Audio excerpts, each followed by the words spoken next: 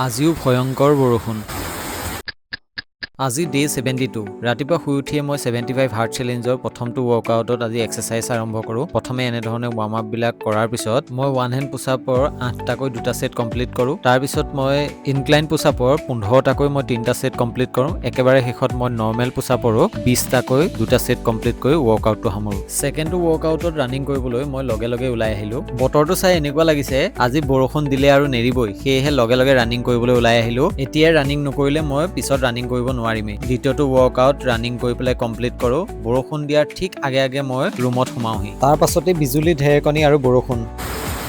আবেলি বাবুদা, বৌ আৰু ৰুহি যোৰহাটৰ পৰা পাইহি। আজি গোটেই দিনটোৱে বৰষুণ দি থাকিলে। সন্ধিয়া আমি একেলগে চাহ খালো, কথা পাতিলো আৰু একেবাৰে শেষত মই ৰামায়ণখন হাতত ললো। আজি ৰামায়ণৰ পৰা শিকিলো দয়া আৰু সহানুভূতিয়ে মানুহক মহান কৰে। যদি ভিডিঅ'টো ভাল পালে লাইক শ্বেয়াৰ কৰি দিব। ধন্যবাদ।